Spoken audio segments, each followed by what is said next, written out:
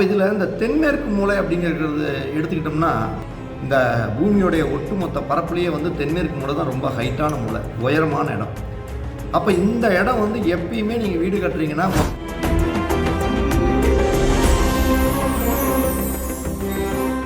வடகிழக்குங்கிறது ஒரு புனிதமான மூலை. அப்போ இந்த புனிதமான மூலையில் பூஜை அறை அமைக்கலாம். ஆனால் அந்த புனித தன்மையோடு அந்த மூலை இருக்கணும். அப்போ அந்த இடத்துல பூஜை அறை அமைக்கிறவங்க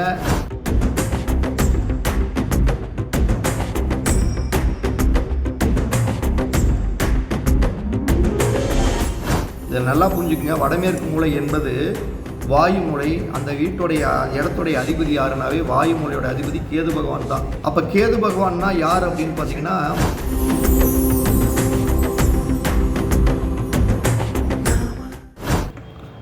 திருச்செந்தூர் முருகன் ஆசியோடு எல்லோரும் நலமுடன் வாழ நவ கிரகங்களையும் பஞ்சபூதங்களையும் வணங்கி சரவண பவ பரணி பாரதியின் அன்பான இனிய வணக்கம். அதாவது உங்கள் வீட்டில் நான் சொல்லக்கூடிய இந்த 4 மூலை இப்படி சரியாக இருந்துட்டால் உங்கள் வீடு வந்து சூப்பரான வீடு. எல்லா விதத்துலேயும் அதிர்ஷ்டமும் ஜனவசியமும் பணவசியமும் நிறைஞ்சிருக்கும்.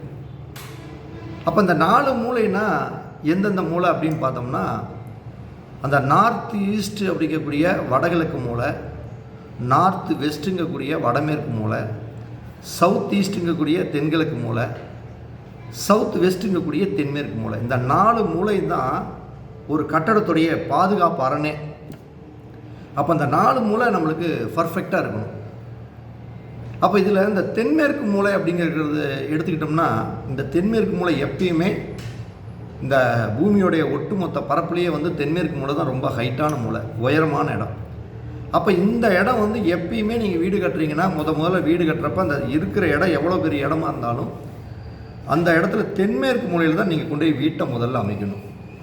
அந்த தென்மேற்கு மூலையில் 90 டிகிரிக்காக தான் முதல்ல அந்த வீட்டை வச்சு கட்டணும். நீங்கள் அந்த தென்மேற்கு மூலையில் கட்டாமல் வேறு எந்த இடத்துல கட்டினாலும் உங்களுக்கு அதிர்ஷ்டம், வீடு சூப்பருங்கிறது இல்லாமல் ஒரு துரதிர்ஷ்டமாக போயிடும். அப்போ அந்த தென்மேற்கு மூலையில் வீட்டை அமைக்கணும், 90 டிகிரிக்காக அமைக்கணும், உயரமாக இருக்கணும்.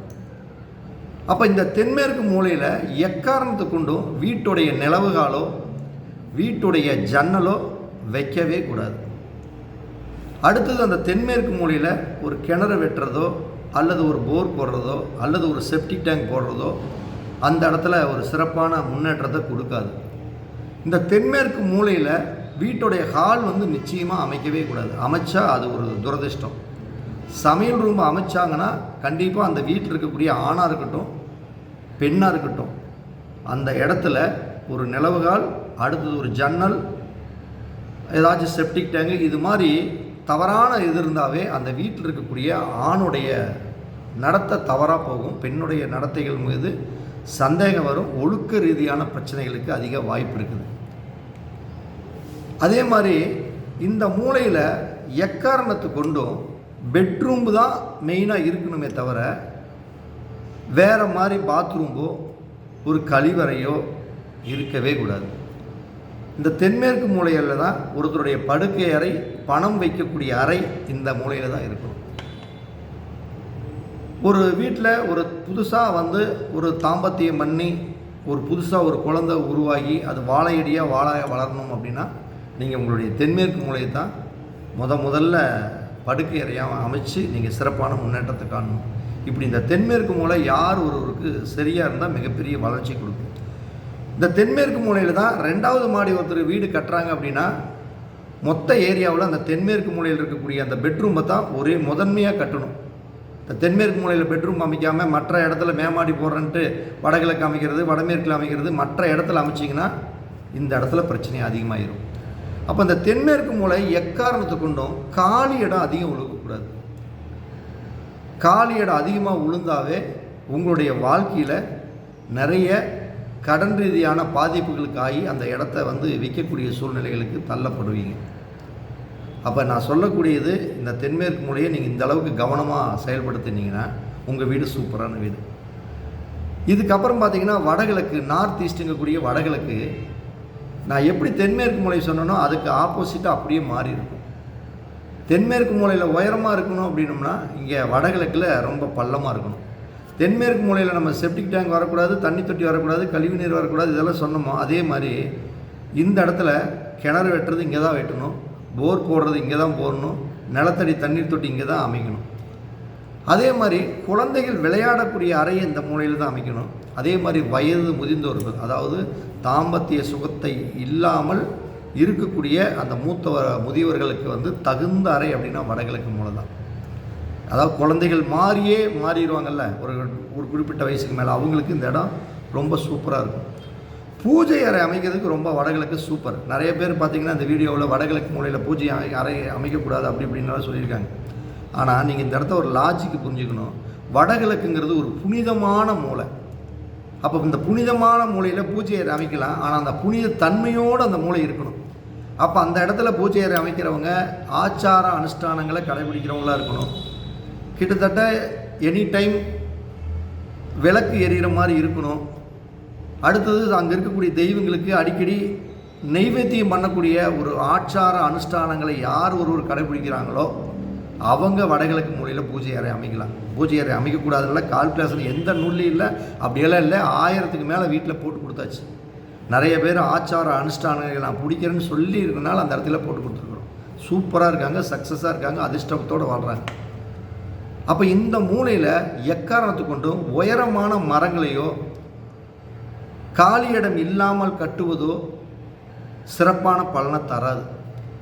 இந்த வடகிழக்கு மூலையில் தான் வீட்டோடைய மெயின் என்ட்ரன்ஸ், அதாவது மெயின் நிலவுகால் அப்படிங்கக்கூடிய பகுதியில், இந்த வடகிழக்கு பகுதியில் அது கிழக்கு பார்த்த வீடாக இருந்தாலும் சரி, வடக்கு பார்த்த வீடாக இருந்தாலும் சரி, கிழக்கு பார்த்ததுக்கு அந்த கிழக்கு ஈசானிங்கக்கூடிய பகுதியிலையும், வடக்கு சார்ந்த பகுதியில் வடக்கு ஈசானிங்கக்கூடிய பகுதியில் டோட்டலாக அந்த 2 கார்னர், வடகிழக்குங்கிறது 2 மூலை இருக்குது, வடக்கு ஈசானியம் கிழக்கு ஈசானியம் அப்படிங்கிறது. அப்போ இந்த 2 இடத்துல எங்கே வேணுமாலும் நம்ம தலைவாசல் இருந்தால் அது அதிர்ஷ்டத்தை கொடுக்கும். அதே மாதிரி எந்த அளவுக்கு அதிகமான காற்றோட்டம் வரக்கூடிய அளவுக்கு பெரிய நிலவு, பெரிய ஜன்னல் இந்த இடத்துல இருந்தால் மிகப்பெரிய ஒரு அதிர்ஷ்டம் சூப்பராக இருக்கும். இந்த இடத்துல எக்காரணத்தை கொண்டும் மாடி படிக்கட்டோ அடுத்து செப்டிக் டோங்க இப்படியெல்லாம் வந்தால் நீங்கள் நிச்சயம் அந்த வீட்டில் குழந்தைகளுடைய வளர்ச்சி சிறப்பாக இருக்காது, குழந்தைகளுடைய படிப்பு மந்தமாகும், குழந்தைகள் நரம்பு சார்ந்த உடல் உபாதைகளுக்கு உருவாகக்கூடிய சூழ்நிலை இருக்கும். அதே மாதிரி ஆணுக்கு பார்த்திங்கன்னா ஒரு தலையில் இடி விழுந்த வாழ்க்கை மாதிரி தான். அந்த வீட்டுக்கு படி இருந்ததுக்கப்புறமோ இல்லை செப்டிக் டேங்க் இருக்கிற வீட்டில் அந்த ஆண் நல்லா வாழ்ந்தவங்க கூட கடைசியில் பார்த்திங்கன்னா தன்னுடைய கொஞ்ச நாள் போக போக வளர்ச்சி குறைஞ்சி பொருளாதாரத்துலேயும் தன்னுடைய செல்வாக்குலேயும் அவங்க பின்னடையக்கூடிய சூழ்நிலையெல்லாம் இருக்கும். உயரமான மரங்களை வளர்த்தக்கூடாது. அந்த இடத்த ரொம்ப ஓப்பனாக இருக்கணும், அதிக காலி இடமாக இருக்கணும், நிலவுகள் ஜன்னல்லாம் ஓப்பனாக இருக்கணும். அதே மாதிரி வரவேற்பு அறையாக இந்த இடத்த பயன்படுத்தினீங்கன்னா ரொம்ப சூப்பராக இருக்கும். யோகா பண்ணக்கூடிய அறையாக இருந்தால், விளையாட்டு அறையாக இருந்தால் இன்னும் ஃபஸ்ட் கிளாஸாக இருக்கும். ஒரு வீட்டுடைய ஹால் அப்படின்னாவே அந்த இடத்துல தான் நம்ம அமைக்கணும். இப்படியெல்லாம் இருந்தால் உங்கள் வீடு ரொம்ப அதிர்ஷ்டமான வீடு. அதே மாதிரி பார்த்திங்கன்னா வடமேற்கு அப்படிங்கக்கூடிய மூலை. அப்போ இந்த வடமேற்கு மூலையிலேங்கிறீங்க இடத்துலையும் பார்த்திங்கன்னா எக்காரணத்து கொண்டும் நிலவுகால் அப்படிங்கக்கூடியது ஒன்று வரக்கூடாது.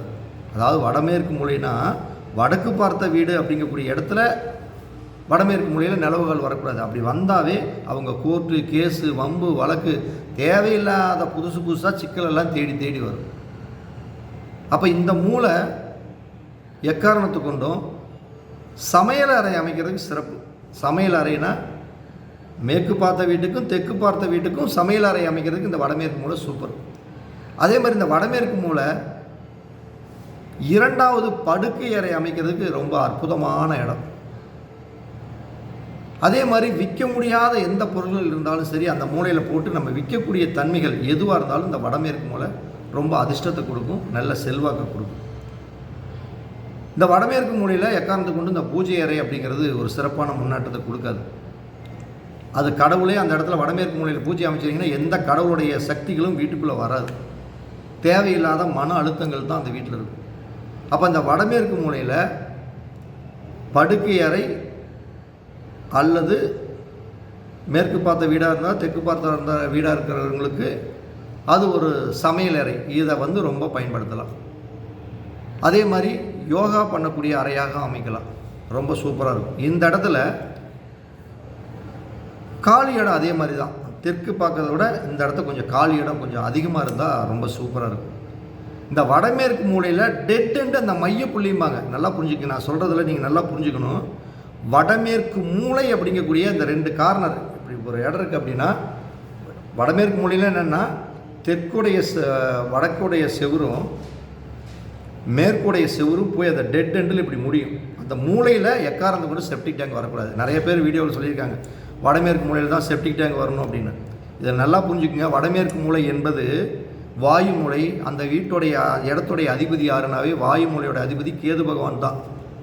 அப்போ கேது பகவான்னா யார் அப்படின்னு பார்த்தீங்கன்னா, மலை துவாரத்துக்கு சொந்தக்காரன், அதே மாதிரி குடலுக்கு சொந்தக்காரரே கேது பகவான் தான்.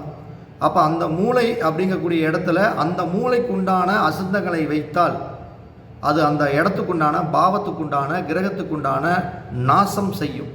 இதுதான் நம்ம ஜோதிடத்தில் கிரக பாவகோ காரக நாஸ்தி இப்படிம்பாங்க. அப்போ அந்த இடத்துல பர்டிகுலராக அந்த வடமேற்கு மூளைங்கக்கூடிய இடத்துல வைக்கக்கூடாது. அதை தள்ளி அந்த இடத்த, அதுக்கு நான் வீடியோ போட்டிருக்கிறேன், நீங்கள் போய் பார்த்தீங்கன்னா செப்டிக் டேங்க் எப்படி அமைக்கிறது அப்படிங்கிறது ஒரு வீடியோ பார்த்தீங்கன்னா பார்னி அஸ்ட்ரோவேல்டில் இருக்கும். நீங்கள் அந்த வீடியோ பார்த்தீங்கன்னா அதில் நான் சொல்கிற இடத்துல எப்படி அமைக்கக்கூடாது எப்படி அமைக்கலாங்கிறது உங்களுக்கு பார்த்தீங்கன்னா தெரியும். அப்போ இந்த இடத்துல சொல்லக்கூடிய அந்த டெட் எண்டு பாயிண்டில் வடமேற்கு மூலையில் செப்டிக் டேங்க் வரக்கூடாது. அப்படி இருந்தது, ஒரு தலைவாசல் இருந்தது, ஒரு தெரு ஒன்று குத்துது அப்படின்னா நிச்சயம் ஒரு நாளைக்குனாச்சும் நம்ம போலீஸ் ஸ்டேஷனுக்கு ஏறி ஆகணும், அல்லது கோர்ட்டு கேஸுக்கு ஒரு நாள் நின்று ஆகணும். ஒரு நாள்னாச்சும் கையை கட்டி நம்ம நின்று ஒரு 4 பேர்த்துக்கு முன்னாடி ஒரு விவாதம் பண்ணக்கூடிய சூழ்நிலையில் இருக்கும். அப்போ இந்த மூலையில் ஒரு தெரு குத்துறதோ சிறப்பாக இருக்காது. அதே மாதிரி தென்மேற்கு மூலையிலே அதே மாதிரி தான், தெரு குத்துனாவே அவங்க தவறான வழிநடத்தைக்கு போகக்கூடிய சூழ்நிலையெல்லாம் இருக்கும். இதே பார்த்திங்கன்னா தென்கிழக்கு மூலை. அப்போ இந்த தென்கிழக்கு மூலை எடுத்துக்கிட்டிங்கன்னா இந்த மூலை அப்படிங்கிறது சமையல் அறைக்கு ரொம்ப ரொம்ப சூப்பரான மூலை. அதே மாதிரி இந்த மூலை நெருப்பு சம்மந்தப்பட்ட அந்த டாய்லெட் பாத்ரூம் வெளி சைடு அமைக்கிறதுக்கு, வீட்டுக்குள்ளே இல்லை, நான் வெளியில் அமைக்கிறதுக்கு ஒரு சிறப்பான இடம். அதே மாதிரி செப்டிக் டேங்க் போடுறதுக்கு சிறப்பாக இருக்காது. செப்டிக் டேங்க் இந்த இடத்துல இருந்தால் மிகப்பெரிய பாதிப்புகள் கொடுக்கும். இதே இந்த தென்கிழக்கு மூலைங்கிறது தெற்கு பார்த்த வீட்டுக்கு ஒரு வரவேற்பு அறையாக, ஒரு ஹாலாக அமைக்கிறதுக்கு இது ரொம்ப சூப்பரான இடம். இந்த தென்கிழக்கில் அதிகமாக காலி இடம் பொதுவாக இருக்கக்கூடாது. கிணறு இருக்கக்கூடாது, போர் இருக்கக்கூடாது, தண்ணி தொட்டி இருக்கக்கூடாது. அப்படி இருந்ததுன்னா அந்த வீட்டில் அதிர்ஷ்டம் அப்படிங்கிறது இருக்காது. அந்த இடத்துல நெருப்புக்கு சமமான கண்டத்தை கொடுத்து பொருளாதார ரீதியில் அவங்க நிறைய கடன் வாங்கி கடனை கட்டி இப்படியே வாழ்க்கையில் என்னைக்காச்சும் ஒரு நாளைக்கு அந்த இடத்தின் மூலமாக ஒரு பெரிய மன அழுத்தத்துக்கும் பெரிய கடன் சுமைக்கும் ஆளாகி கடைசியில் அந்த வீட்டை விற்றுட்டு நம்ம வேறு இடத்துக்கு கூட போயிடலாமா அப்படிங்கக்கூடிய சூழ்நிலையிலெல்லாம் நிச்சயமாக கொடுக்கும். அப்போ இந்த தென்கிழக்கு மூலையிலையும் அதே மாதிரி தான், எக்காரணத்தை கொண்டும் தென்கிழக்கில் தெற்கு பார்த்த இடத்துக்கு, தென்கிழக்கு மூலையிலேயே 2 மூலை இருக்குது. அதாவது தெற்கு அக்னின்னு ஒன்று இருக்குது, கிழக்கு அக்னின்னு ஒன்று இருக்குது. அப்போ இந்த தெற்கு அக்னியில் வீட்டுடைய மெயின் தலைவாசலோ வீட்டுடைய மெயின் ஜன்னலோ வைக்கிறதுக்கு ரொம்ப சூப்பர். ஆனால் கிழக்கு பக்கம் அப்படிங்கக்கூடிய இடத்துல அந்த இடத்த ஜன்னல் வைக்கிறதுக்கு மட்டும்தான் ஓகேவே தவிர எக்காரணத்தை கொண்டு மெயின் தலைவாசல் வைக்கிறதுக்கு அந்த இடத்த சிறப்பான பலனை கொடுக்காது. அதே மாதிரி தென்கிழக்கு மூலையில் நிறைய பேர் சொல்கிறாங்க சாமி ரூம்பு போடலான்னு. தயவுசெய்து அப்படியெல்லாம் போட்டுறாதீங்க. அதெல்லாம் அவங்க என்ன கணக்கில் சொல்கிறாங்கிறதே நம்மளுக்கு தேவையில்லை. அந்த இடத்துல எல்லாம் சமையல் ரூம் போட்டவங்கள நிறைய பேர்த்த, இந்த சாமி ரூம் போட்டவங்கள நிறைய பேர்த்த பார்த்துட்டேன். நிறைய வீட்டுக்கு நாங்கள் அந்த மூலையில் சாமி ரூம் இல்லாமல் பண்ணி பார்த்துருக்குறோம். நிறைய சக்ஸஸ் கொடுத்துருக்குது. அப்போ அந்த மூலையில் சமையல் ரூம் இருக்கிற, இந்த சாமி ரூம் இருக்கிறவங்களெல்லாம் போய் பார்த்தீங்கன்னா நிச்சயம் அவங்களுக்கு ஒரு பெரிய விதத்தில் சாப்பாட்டுக்கே பஞ்சம் வருது. கடன் கட்டுக்கடங்காமல் போகுது. கணவன் மனைவியிடையே பார்த்திங்கன்னா நிறைய வாக்குவாதங்கள் அதிகமாக போகுது. அதே மாதிரி மன அழுத்தங்களில் நிறைஞ்சி இருக்கிறாங்க. இது எல்லாமே நம்ம பார்த்துருக்குறோம். அப்போ இந்த மூலையில் எக்காரணத்தை கொண்டும் சாமி ரொம்ப தயவு செய்து அமைக்காதீங்க. அமைச்சிங்கனாவே பிரச்சனை தான். சமையல் ரூமுக்கு ரொம்ப சூப்பர், ஒரு ஸ்டோரேஜ் பண்ணுறதுக்கு சூப்பர், ஒரு வரவேற்பு அறையாக அமைக்கிறதுக்கு ரொம்ப அருமையான இடம். இப்படி 4 மூலையும் உங்கள் வீட்டில் சூப்பராக நீங்கள் கரெக்டாக செட் பண்ணி வச்சுருந்தீங்கன்னா கண்டிப்பாக உங்கள் வீடு மிகப்பெரிய ஒரு அதிர்ஷ்டமரமான செல்வாக்கான சூப்பரான வீடு. அதில் எந்த ஒரு மாற்றம் இல்லை. இது ஒரு அடிப்படை சார்ந்த விஷயங்கள் தான். ஏன் இதை நம்ம சொல்கிறோம்னா, ஒரு புதுசாக ஒருத்தர் வீடு கட்டுறீங்க, நீங்கள் இந்த அடிப்படை சார்ந்த விஷயங்களெல்லாம் நீங்கள் தெரிஞ்சுக்கணும். அப்போ இந்த வீடு கட்டுறதுங்கிறது நீங்கள் நினைக்கிற மாதிரி சின்ன சமாச்சாரம் கிடையாது. இது ஒரு பெரிய ப்ராசஸிங். அப்போ இந்த ப்ராசஸிங்கான இந்த வீட்டுக்கு நம்ம என்னென்ன பண்ணணும் அப்படின்னா, முதல்ல ஒரு வீடு கட்டலான்னு ஆசை இருக்கிறப்ப முதல்ல உங்கள் ஜாதகத்தை பாருங்கள். உங்கள் ஜாதகத்தில் இப்போ வீடு கட்டுறதுக்கு நடக்கக்கூடிய அந்த புத்தி அப்படிங்கக்கூடிய சாதகமாக இருக்குதா? இப்போ வீடு கட்டலாமா, வீடு கட்டக்கூடாதா? வீடு கட்டக்கூடாதுன்னா தயவுசெய்து கட்டவே வேண்டாம். அடுத்தது உங்கள் வீடு எந்த திசையை பார்த்து இருந்தால் வீடு உங்களுக்கு சூப்பராக இருக்கும் அப்படிங்கிறத பார்த்து வீட்டை கட்டணும். இதெல்லாம் தாண்டினதுக்கப்புறம் ஒரு வீடு கட்டலான்னு ஒரு அமைப்பு வந்ததுக்கப்புறம் நீங்கள் ஒரு நல்ல வாஸ்து நிபுணரை உங்கள் இடத்துக்கு வரவழைச்சி உங்கள் இடத்துடைய தன்மைகள் என்ன, இந்த இடம் வந்து முன் ஜென்மத்தில் ஏதாவது சாபம் பெற்ற இடமா, இல்லை அதிர்ஷ்டம் பெற்ற இடமா, இல்லை ஏதாச்சும் சல்லிய தோஷம் பெற்ற இடமா அப்படிங்கிறத ஒரு பிரச்சனத்தின் ரீதியாக, கேரள பிரச்சனத்தின் ரீதியாக அந்த இடத்துடைய தன்மைகளை நம்ம தெரிஞ்சுக்கலாம். அப்படி ஏதாச்சும் ஃபால்ட் இருந்ததுன்னா அதை நிவர்த்தி பண்ணிட்டு தான் நம்ம வீட்டை கட்டணும். ஒரு வீட்டை நம்ம போய் பார்த்தோம், ஒரு இடத்துல எல்லாமே வாஸ்துப்படி ஃபஸ்ட் கிளாஸாக அமைச்சிருக்காங்க. உள்ளளவு வெளியளவு எல்லாமே சூப்பராக இருக்குது. வீட்டில் குறைன்னு நம்ம சொல்லவே முடியாது, அவ்வளோ அற்புதமாக இருக்குது. ஆனால் அந்த பிரசனத்தில் நம்ம போட்ட வகையில் அவங்களுக்கு நம்ம அந்த விஷயத்தை கண்டுபிடிச்சிட்டோம். இந்த இடத்துல முன் சாபம் பெற்ற இடம், அதனால் நீங்கள் இந்த இடத்துல மிகப்பெரிய அளவுக்கு வாஸ்து சாஸ்திரப்படி சூப்பராக இருந்தாலுமே வளர்ச்சி இருக்காது. கண்டிப்பாக மிகப்பெரிய ஒரு கடன் ரீதியான பாதிப்புகளை சிக்கி இப்போ தற்சமயம் வீட்டை விற்கக்கூடிய சூழ்நிலைகள்லாம் இருக்கும் அப்படிங்கிறத சொன்னால் அவங்க ஆமாங்கிறாங்க. காரணம் என்ன? இடத்த பார்த்தா நம்மளுக்கு கண்ணுக்கு அழகாக தான் இருக்கும். நாகபாம்பு பார்க்குறதுக்கு அழகாக தான் இருக்கும், கொத்துனா விஷம். அது மாதிரி வீடு பார்க்குறதுக்கு அழகாக அந்தஸ்தோட அது இருக்க மூலையில் எல்லாம் பர்ஃபெக்டாக இருக்கும். ஆனால் அது இடத்துல இந்த பிரசன்னத்து ரீதியாக பார்க்கும்பொழுது நிறைய விஷயங்களை நம்ம தெரிஞ்சுக்கலாம். அப்போ அதுக்கு வந்து நம்ம முதல்ல இதெல்லாம் பார்த்ததுக்கப்புறம் இடத்துடைய டைரெக்ஷன் தெரியணும். அந்த டைரெக்ஷனை வச்சு தான் அந்த இடத்த நம்ம வீடு கட்டுறதுக்கு இந்த திசையை பார்த்தா சூப்பராக இருக்குமா.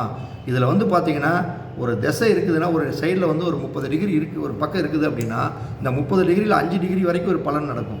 5லேருந்து ஒரு 10 டிகிரி வரைக்கும் இப்படி நடக்கும். 10 டிகிரிலேருந்து 15 டிகிரி வரைக்கும் இப்படி இருக்கும். அது அப்படிங்கிறது தான் அந்த வாஸ்து நிபுணருடைய அந்த நம்ம மூளை. அந்த மூளையை பயன்படுத்தி நம்ம ஒரு வீட்டை சரியாக அமைச்சு கொடுக்கணும். அதுக்கப்புறம் தான் வீட்டோடைய டைரெக்ஷனை தெரிஞ்சு உங்களுக்கு சக்தி என்ன, முதல்ல நீங்கள் என்ன பட்ஜெட்டு வரைக்கும் தாங்குவீங்க. நான் ஒரு 25 லட்ச ரூபாயில் என் வீடு கட்டினா நான் கெப்பாசிட்டி தாங்கலாம். ஒருவேளை நீங்கள் கையில் ஒரு 10 லட்சத்தை வச்சுக்கிட்டு நீங்கள் ஒரு அகலக்கால் வச்சு ஒரு 50 லட்ச ரூபாய் வீட்டை போட்டு கட்டிட்டீங்கன்னா அது வாஸ்து என்ன தான் நீங்கள் தங்கமாக வாஸ்து பார்த்தாலுமே என்னையே கூட்டி போய் பார்த்தா கூட நிச்சயம் ஒரு கடன் சுமைக்கு ஆளாயிருங்க. அப்போ நம்மளுடைய கெப்பாசிட்டி தெரியணும். நம்ம கட்டுக்குள்ளே நம்ம வீட்டை அமைக்க முடியுமாங்கிறத தெரிஞ்சுக்கணும். இல்லை மாதம் டப்புன்னு அக்கௌண்ட்டில் வந்து டப்புக்குன்னு விழுவணும் அமௌண்ட்டு. இப்படி விழுந்தால் நம்ம ஒரு டீவை கட்டலாம். நம்ம உழைச்சி கட்டணுங்கிறப்போ அந்த பர்சன்டேஜ் நம்மளுடைய கெப்பாசிட்டியெல்லாம் பார்த்து வீட்டை கட்டணும். அதுக்கப்புறம் நம்மளுடைய ஜாதகத்தில் எந்த கிரகங்கள் நம்மளுக்கு அதிர்ஷ்டத்தை கொடுக்குது, யோகத்தை கொடுக்குது, இதெல்லாம் பார்த்து அந்த கிரகத்துடைய தலைவாசலை மையப்படுத்தி அதனுடைய கிரகங்களுடைய பகுதியை மையப்படுத்தி நம்ம வீட்டை கட்டணும்.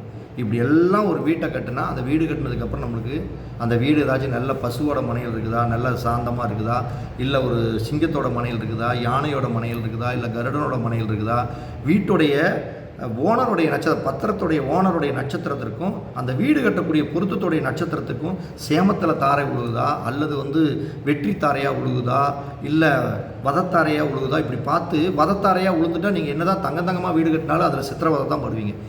இதையெல்லாம் பார்த்து வீட்டுக்கு கண் இருக்குதா, வீட்டுக்கு ஒரு அதிர்ஷ்டம் நிறைஞ்சிருக்குதா, வீடு எத்தனை வருஷம் வரைக்கும் கெப்பாசிட்டி, இந்த வீடு கட்டினதுக்கப்புறம் ஒரு நல்ல காரியங்கள்லாம் மங்களகரமாக நடக்குமா, இப்படி இந்த ப்ராசஸிங் அப்படிங்கிறது ஒரு பெரிய ப்ராசஸிங். இதை வந்து நீங்கள் நினைக்கிற மாதிரி ஒரு இடத்துல இங்கே உட்காந்துக்கிட்டேவெல்லாம் பார்க்க முடியாது. அப்போ நீங்கள் அங்கேருந்து உங்கள் இடத்துல வந்து நம்ம போய் நின்று காலை வச்சு இதெல்லாம் ஒரு 3-4 மணி நேரம் ப்ராசஸிங் பண்ணால் தான் ஜெயிக்க வைக்க முடியும்.